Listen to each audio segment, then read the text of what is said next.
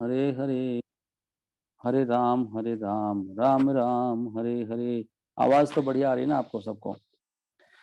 तो चैतन्य महाप्रभु ने प्रसाद का कुछ अंश रामानंद राय, सार्वभौम भट्टाचार्य, स्वरूप दामोदर गोस्वामी तथा अन्य सारे भक्तों को दिया। ये मैं पढ़ रहा हूँ 16वां अध्याय, अंत लीला, महाप्रभु द्वारा कृष्ण के अधरों का अमृत पान। और ये प्यार संख्या है 106। अगर आपके घर में है तो आप खोलना चाहे तो खोल सकते हैं। मैं इसलिए पढ़ रहा हूँ, इससे थोड़ा मुझे आसान हो जाएगा, समय कम लगेगा। और जब उन सबों ने प्रसाद की असाधारण मधुरता तथा सुगंध का आस्वादन किया तो हर एक का मन आश्चर्यचकित हो गया। प्रसाद दिया ना महाप्रभु ने, प्रसाद खा के क्या हो रहा है देखो आप, यहाँ पे ये पॉइंट चल रहा है। श्री चैतन्य महाप्रभु ने कहा, चीनी, कपूर, काली मिर्च, इलायची, ये मैंने कल पढ़ रहा था वैसे, लौंग, मक्खन, मसाले तथा मुलेठी, मुलेठी, ये सभी तो भौतिक वस्तुएं हैं। इन सभी भौतिक वस्तुओं का स्वाद प्रत्येक ने पहले लिया है। याद है आपको, कल हमने पढ़ा था ये। महाप्रभु ने आगे कहा, किंतु इन वस्तुओं में असामान्य स्वाद तथा सुगंध है, असामान्य। जरा चखो तो और अंतर का अनुभव करके देखो कि कितना अंतर आ गया अभी ये, क्योंकि इसका भगवान के होठों से टच हुआ है। ये पॉइंट है, भगवान के जो अधर है वो बहुत स्वीट है एक्चुअली ना, नहीं? तो वहां से भगवान जब चख लेते हैं तो प्रसाद बहुत टेस्टी लगता है। कभी कभी ऐसे लगता है कि कितना ही खाओ पेट भरेगा ही नहीं, नहीं फिर छोड़ना पड़ता, बहुत खा लिया। इवन अभी वहां पे प्रसाद बना था लास्ट संडे को प्रोग्राम में, मुझे तो ऐसे ही लग रहा था उस दिन। ऐसा तो नहीं लगेगा जैसे इनको लगता है, बट वो ऐसे नहीं होता, पेट तो भर नहीं रहा था। तो मैंने फिर कुछ प्रसाद पाने के बाद चलो इतना ही बहुत है। तो कभी कभी प्रसाद बहुत टेस्टी बनता है, नहीं? तो भक्त लोग प्रेम से बनाते हैं, हरे कृष्ण महामंत्र करते हुए प्रेम से बढ़ता है। हम हरे कृष्ण महामंत्र का कीर्तन करते हैं, कथाएं सुनते हैं, सेवाएं करते हैं, तो दिव्य स्थिति हो जाती है अगर आपका हृदय सही है तो। अगर आप सोचते रहोगे क्या बना है वही बना दिया, बार बार बना रहे हैं कुछ दूसरा बना लो, फिर तो आप माया में हो भयंकर, नहीं? जैसे मैंने एग्जाम्पल दिया था कि हमारे हॉस्टल में डेली राजमा बनता था सुबह, डेली, प्रतिदिन, 365 दिन। Can you believe it? और अगर एक दिन नहीं बनाए तो हल्ला होता था, क्यों नहीं बनाया? सोचो ऐसा क्या था। इसलिए पॉइंट नहीं है कि क्या बना रहे हो आप, पॉइंट ये है कि कैसे बनाया जा रहा है। और स्वाद ही इतना है, कोई चीज इतनी स्वादिष्ट लगे। जैसे हरे कृष्ण मंत्र है, फिर तो कोई बोलेगा हरे कृष्ण मंत्र ही वही रोज रोज हरे कृष्ण महामंत्र। भैया बदलो ना, कभी कुछ और भी बदल लो, ऐसे बोलोगे क्या?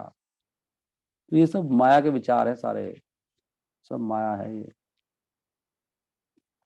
प्रसाद है, प्रसाद भगवान का। फिर तो भगवान को बदलना पड़ जाएगा। अरे वही कृष्ण, अरबों साल हो गए इस कृष्ण की पूजा करते करते, भैया कोई दूसरा बंदा लेके आओ। तो ये बात हो जाएगी, फिर क्या करोगे? नहीं, सिर्फ माया के विचार है सारे। मेन पॉइंट है दिव्य रूप से देखो चीजों को, एक एक चीज को। पता है क्यों नहीं आते हमें समझ में चीजें? क्योंकि हम शरणागत नहीं है, इंडिपेंडेंटली सोच रहे हैं। जो व्यक्ति स्वतंत्र रूप से सोचता है ना अपने ऐसे, अगर आप शरणागत नहीं होंगे ना, अधीन नहीं बनेंगे, दास नहीं बनेंगे अंदर से, हृदय से, तो कभी भी भक्ति टच नहीं करेगी आपको। भक्ति की जो दिव्यता है वो टच करती है जब हम दासत्व ग्रहण करते हैं। अगर मन में वो फीलिंग ही नहीं है कि मैं भाई, मैं इनका दास हूँ, इनकी कृपा पर भी आश्रित हूँ, मैं इनकी कृपा के बिना मैं जीरो हूँ, ये गुरु परंपरा के भक्तों के साथ ऐसा कनेक्शन होना चाहिए, ये अंडरस्टैंडिंग होनी चाहिए कि इनकी कृपा हटते ही सब जीरो हो जाएगा।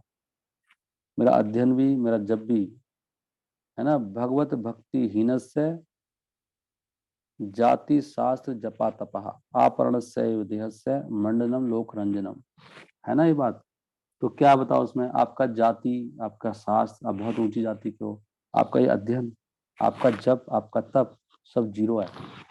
कैसे? जैसे मर गया हो व्यक्ति, यू आर डेड नाउ। अब डेड व्यक्ति पर आप मरा व्यक्ति को पढ़ाओ, क्या पढ़ेगा वो? मरा व्यक्ति जब कर रहा है, क्या जब करेगा? जब कर पाएगा वो? तो फिर आपका कुछ भी काम नहीं करता। जब काम करता है, जब तो कर रहे हो आप, काम नहीं कर रहा हो, मर चुके हो ना आप अंदर से। जैसे कि ये स्पीकर बोल रहा है, इसको कुछ थोड़ी कल को धाम चला जाएगा, स्पीकर बोलता रहे, सारी उम्र बोलता रहे स्पीकर, हरे कृष्ण कृष्ण कृष्ण हरे हरे, हरे राम राम राम हरे हरे, कुछ भी नहीं बदलेगा ये डेड ही रहेगा ये, ऐसा ही बोल बोल के एक दिन बस इसका डाउन हो जाएगा, खत्म हो जाएगा ये, फिर बोल भी नहीं पाएगा। एक उसकी उम्र है ना, मर जाएगा ना ये स्पीकर, खत्म, अपने आप ही चीजें खराब हो जाती हैं संसार में, भौतिक चीजें। तो करते करते आपके जी में छाले पड़ जाएंगे और मुंह में कैंसर हो जाएगा और खत्म हो जाओगे आप। बिना भक्ति के, इसलिए कहा भगवत भक्ति, भक्ति से ये जब तब फलता है। भक्ति का मतलब है दास दास हम दास। अब कहोगे भगवान की भक्ति तो कर रहा हूं ना, लेकिन कह रहे हैं मैं तो गोपी भर्तु पद कमली और दास दास हम दास। आप दास तो हो ही नहीं, किसके दास हो आप? आप बोल सकते हो प्रभु जी मैं तो मूर्ख हूं एक नंबर का, मुझे कूटो पकड़ के, है कोई आपके ऊपर ऐसा? मुझे जितना मारो उतना ही कम है, इतना मूर्ख हूं मैं, शूद्र हूं ना। शूद्र है ना हम सब लोग, शूद्र की जितना डांट पड़े उतना अच्छा होता है। नहीं, अब इस पे तो काफी चर्चा का विषय है, यानी चर्चा तो ठीक है, वो तुलसीदास ने लिखा है, वो ढोल गंवार शूद्र पशु नारी ये सब हैं ताड़न के अधिकारी, वो उस सेंस से लिखा है ना, सही लिखा है वैसे उन्होंने वो। इनको ताड़न में कंट्रोल में रहना चाहिए किसी, सही है, गलत नहीं है ये। ना स्त्री स्वतंत्रयाम, वो मनु संहिता में लिखा है, स्त्रियों को स्वतंत्रता नहीं देनी चाहिए, कंट्रोल में रखना चाहिए। ऐसे शूद्र को कंट्रोल में नहीं रखोगे तो पागल हो जाएगा वो। ढोल, ढोल को पीटो, गंवार मूर्ख व्यक्ति को, महाप्रभु ने ये बोला, गुरु मेरा मूर्ख देखी करीला शासन। तो सही तो बोला तुलसीदास जी ने, ये बात तो सही बोली है। तो ढोल को पीटेंगे नहीं तो आवाज कैसे करेगा सही? वो पीटना तो पड़ेगा, वो बोलो नहीं भैया इसको हाथ में लगाओ, क्यों मार रहे हो ढोल को, कुछ भी नहीं करेगा वो। पीटेंगे तो अच्छा धुन देता है, ऐसी शूद्र को जितना डांट के रखोगे अच्छा रिजल्ट देगा वो, स्त्री को भी। सही है, ढोल गंवार शूद्र, गंवार शूद्र पशु, पशु को भी कंट्रोल रखना पड़ता है, नहीं तो पशु तो क्या उसकी नाक में डालना पड़ता है। और नारी, अब ये आजकल इतना दिमाग खराब हुआ है, कलयुग में बुद्धि भ्रष्ट है, ये क्या बोल रहे हैं स्त्री के बारे में? तुलसीदास जी की रामचरितमानस को उड़ा दो फिर। नहीं, ये बात तो प्रभुपाद जी, अरे प्रभुपाद जी ने कहीं बोला होगा ये, सही है, करेक्ट है, मनु संहिता से मैच कर रहा है ना। यहाँ पे ये नहीं है उसको, मतलब उसको कंट्रोल में रखना है, उनको फ्रीडम नहीं देनी है, क्योंकि बच्चे की तरह माइंड होता है और रहना चाहिए उनको खुद समझ के। बच्चे को स्वतंत्र छोड़ दोगे तो मर जाएगा वो। स्त्रियों को ये पता नहीं होता, जो थोड़ा सा माइंड आउट होता है क्या बोल रही है वो, उनको होश भी नहीं होता वो बोल क्या रहे हैं। ये ये सत्य है, ये बात है। तो इमोशंस की देवी हैं वो, इमोशंस होती हैं उनमें, इमोशन जो आती है तो फिर उनको पता नहीं होता क्या सही है, क्या उचित है, क्या गलत है। तो ये सब चीजें हैं, कहाँ से कहाँ बात चलेगी। हरे कृष्णा कृष्णा कृष्णा हरे हरे, हरे राम राम राम हरे हरे। तो महाप्रभु ने जब कह रहे हैं अंतर को देखो, नहीं स्वाद, स्वाद से बात आई थी ना, स्वाद क्यों नहीं आ रहा? स्वाद इसलिए नहीं आ रहा कि हम भक्ति नहीं, जाति हो सब खराब हो गया ना। इसलिए हमको दास दास दास दास अनुदास बनना चाहिए। ये फर्स्ट लेसन है, नहीं तो बेकार हो रहा है सब, जब तब सब बेकार जा रहा है आपका। ये मुख्य पॉइंट है सबके लिए, दासत्व ग्रहण किया कि नहीं किया। और दास बनते ही सारा माइंड भी कंट्रोल हो जाएगा अपने आप ही। इंडिपेंडेंट मत रहो। स्वाद के अतिरिक्त सुगंध तक मन को भाती है और वह उसके आगे अन्य किसी भी मधुरता को भुला देती है। इसलिए इससे यह समझना चाहिए कि इन सामान्य वस्तुओं में कृष्ण के होठों के दिव्य अमृत का स्पर्श हुआ है, जिससे हमें इनमें उन होठों के सारे आध्यात्मिक गुण आ गए। मुझे तो बड़ी अच्छी अंडरस्टैंडिंग आ रही है कि भगवान के होठों का स्पर्श हुआ है प्रसाद में, इसलिए जो भक्त है जिसको आनंद आ रहा है उसको किसी भक्त ने स्पर्श किया हुआ है। अगर आपको स्पर्श नहीं हो रहा है, आपका कांटेक्ट नहीं है, भक्त का संबंध नहीं है, फिर आपका कुछ नहीं है, वो खाना है। ऐसी भक्ति आपकी खाली अक्षर है, वो नाम नाम अक्षर हो रहा है। ना कीर्तन में आनंद आएगा, ना प्रसाद में आनंद आएगा, किस चीज में आनंद नहीं आएगा आपको, हरे कृष्णा क्योंकि प्रभु जी। आपको टच ही नहीं किया किसी ने, आप टच होने नहीं दे रहे। आप दास नहीं बन पा रहे ना, दास बनना पड़ेगा। कृष्ण के होठों के गुण क्या हैं सुनो ध्यान से। अलौकिक गंध स्वाद अन्य विस्मारन, महामादक हय इह कृष्ण राधर, कृष्ण धरे गुण। कृष्ण के अंदर यही गुण है, क्या है? अलौकिक गंध है, स्वाद है, और सारी वस्तुओं को वो असाधारण अत्यंत मोहक सुगंध तथा स्वाद, दो चीज। और तीसरी, वो बाकी जो अनुभव है उनको सबको वो विस्मृत करा देते हैं, भगवान संसार को भुला देते हैं। मैं एक पॉइंट यहाँ पर कहूँगा कि हम लोग 5:30 पे इसको क्लोज करेंगे, प्लीज मुझे याद दिला देना। मैं एक बात कहूँगा कि जब तक हमको रस इस भक्ति में नहीं आएगा ना, इस संसार का रस से दूर रहना बड़ा मुश्किल होगा, और रस आने के लिए परंपरा के मूड में आना पड़ेगा। ये रूपा जी कल लेक्चर में बोल रहे थे, और यही मुख्य पॉइंट है, क्योंकि वो जीव की आदत है रस लेने की, वो उसके बिना रह नहीं पाएगा।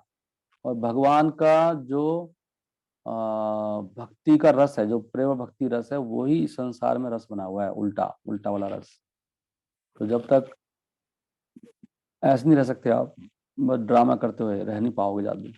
इसलिए सारे जो मुक्त भी होते हैं मोक्ष में, वो सब नीचे गिर जाते हैं, क्योंकि वहाँ रस नहीं है। कोई कोई कहीं भी टिक नहीं सकता, अल्टीमेटली वो भौतिक रस में चला जाता है। या तो आपको आध्यात्मिक रस लेना पड़ेगा, या भौतिक रस, वो ज्यादा संभव नहीं है। हो सकता है आप साल निकालो, 2 साल निकालो, अल्टीमेटली आप भौतिक रस में आ ही जाओगे। हो सकता है आप 20 साल निकालो, हो सकता है 100 साल निकालो, आप नहीं मोक्ष में पड़े रहो। आप अल्टीमेटली आपको जब तक रस नहीं मिलेगा ना, भगवान की भक्ति का रस, और उसके लिए दास बनना पड़ेगा। तो इसलिए हरि नाम संकीर्तन में रस, प्रसाद में रस, कथा का रस, इसमें डूबना पड़ता है, तभी जाके बच सकता है कोई। नहीं तो वो जाएगा ही जाएगा। आत्मा का स्वभाव है ना, आत्मा को रस चाहिए। तो ये रस कहाँ से आ रहा है? कृष्ण से रस आ रहा है, कृष्ण से संबंधित हर चीज में रस है। जैसे यहाँ पे भगवान के होठों के रस के बात चल रहा है, तभी तो संसार में भी उल्टा लोग सोच रहे हैं कि यहाँ पे रस है, यहाँ तो मिलता नहीं है, यहाँ पे फ्रस्ट्रेशन आती है। लेकिन वो प्रवृत्ति छूटी नहीं है जीव की। भगवान के होठों का रस कहाँ आ रहा है? वो आ रहा है प्रसाद में। यह प्रसाद अनेक पुण्य, अनेक सुकृत यह हैया छेसम प्राप्ति, सबे या स्वाद कर करी महाभक्ति।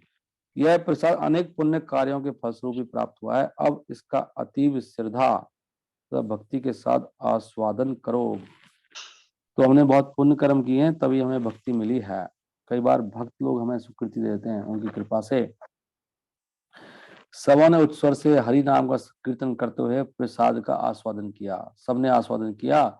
उसका आस्वादन करते ही उनके मन प्रेमावेश से उन्मत्त हो गए। प्रसाद पाते ही सब लोग, ये चीज हम लोग यहाँ भी देखते हैं ना, हमारे प्रोग्राम से भी उद्धम देखते हैं। प्रसाद पाने के बाद सब लोग इतने आनंद में होते हैं, उस समय माहौल ही कुछ और होता है ना, बहुत खुश होते हैं सब लोग, तृप्त हो जाती है ना आत्मा। वही रस है।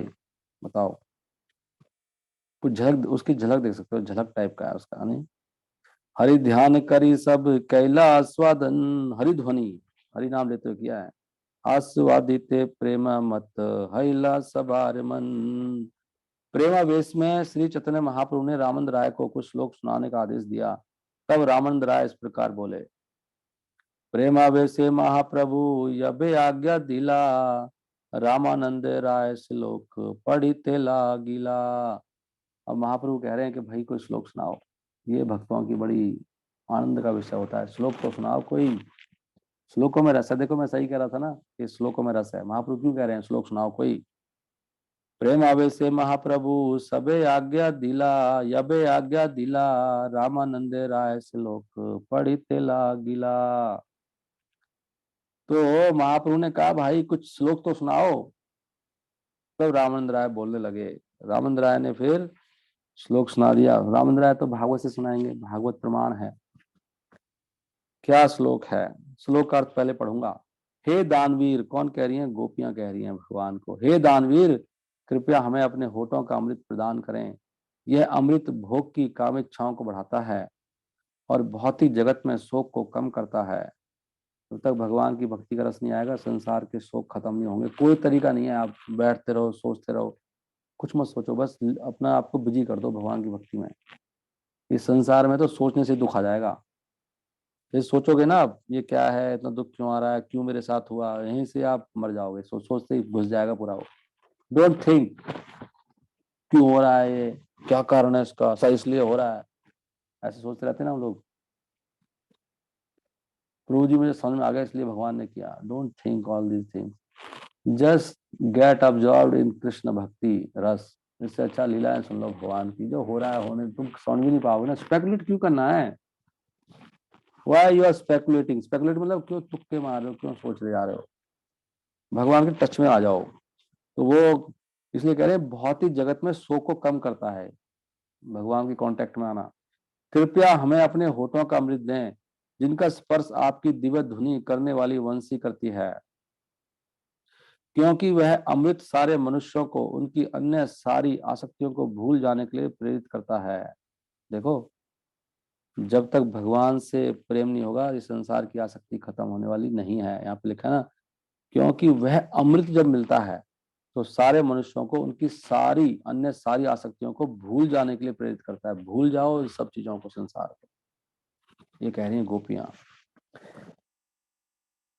सूरत वर्धनम शोकनाशनम स्वरित वेणुना सुष्ठु चुंबितम इतर राग विस्मारम निर्नाम वितर वीरना ते अधरामृतम। ये गोपी गीत चल रहा है जो इन्होंने कोट कर दिया, गोपी गीत से कोट कर दिया रामानंद राय ने। रामानंद द्वारा यह श्लोक सुनाने पर श्री चैतन्य महाप्रभु अत्यधिक तुष्ट हुए। तब उन्होंने स्वयं निम्नलिखित श्लोक सुनाया जिसे श्रीमती राधा रानी ने अत्यंत उत्कंठा में कहा था। अभी चैतन्य महाप्रभु स्वयं ही श्लोक सुनाने लगे और यह श्लोक लीला अमृत से लिया गया है, गोविंद लीला अमृत। ये ग्रंथ तो आपने सुना भी नहीं होगा, इतने सारे ग्रंथ हैं दुनिया में। स्वाद लेने के लिए बहुत सारी चीजें हैं, भंडार है पूरा, हमारे पास समय नहीं है। तो महाप्रभु कहने लगे, हे सखी, अब ये राधा रानी कह रही हैं एक्चुअली अपनी सखी को। राधा रानी ऐसे बातें करती हैं, सुन लो राधा रानी की बात। हे सखी, पूर्ण पुरुषोत्तम भगवान कृष्ण के होठों का अद्वितीय अमृत अनेक अनेक पुण्य कर्मों के बाद ही प्राप्त किया जा सकता है। वृंदावन की सुंदर गोपियों के लिए वह अमृत अन्य सारे स्वादों की इच्छा को दूर करता है। मदन मोहन सदैव पान खाते हैं जो स्वर्ग के अमृत को भी मात करता है। वे निश्चित रूप से हमारी जीव की इच्छाओं को वर्धित कर रहे हैं। हरे कृष्णा कृष्णा कृष्णा हरे हरे, हरे राम राम राम हरे हरे। बस एक दो और पढ़ूंगा। यह कहकर श्री चैतन्य महाप्रभु प्रेमावश से विह्वल हो गए। उन्मत्त की तरह बातें करते हुए वे इन दो श्लोकों का अर्थ बतलाने लगे। श्लोक सुनते ही कुछ होता है भक्तों को, जो अच्छे भक्त होते हैं उनका रस तो यहाँ है। ये रस तो पीते नहीं हम लोग, नहीं। और ये करते करते आ जाएगा, जैसे पढ़ने लगोगे समझोगे तो उसके टच से ही प्रभाव होता है। जैसे अग्नि के पास जाते हैं ना, कुछ तो ताप लगती है, ऐसे श्लोकों को पढ़ने से ही धीरे धीरे हम शुद्ध हो जाते हैं। तो ये श्लोक गोविंदा लीलामृत से लिया गया है और महाप्रभु अब इनके अर्थ बताने लगे। तो भी लगातार यहाँ पर क्या चलेगा, भगवान श्री कृष्ण के होठों की महिमा, उनमें कितना अमृत है, और फिर बंसी की, बंसी जो बंसी है, बांस की बंसी, वेणु जो बजाते हैं, उसके भाग की क्या सीमा है। सब लोग बातें कर रहे हैं कि वंशी तो ये तो जड़ है, ये कैसे आनंद ले रही है। उस जड़ के अंदर इंद्रियां निकल आती हैं, इंद्रियां और मन सब कुछ, और वो आस्वादन करती है। फिर उसके कुलों का वर्णन करते हैं कि ये बांस का जो पेड़ है, इसने कैसे, इनके कुल में कैसा है, इनके कुल धन्य, वो कुल भी धन्य हो गया वंशी का। तो वो कैसे, इसने कितनी तपस्या की होगी, वो सब ये चलेगा सब कि ये इतनी महान कैसे हमेशा भगवान के होठों पे रहती है। सबसे बड़ी महान तो वंशी है भगवान की। अब ये सब बातें चलेंगी इसमें ना। हरे कृष्णा कृष्ण कृष्ण हरे हरे, हरे रामा राम राम हरे हरे। श्रील प्रभुपाद की जय। ग्रंथराज श्री चैतन्य चरितमृत की जय। निताई गौर प्रेमानंदे हरि हरि बोल। आप सब भक्तों का बहुत बहुत धन्यवाद। अभी आप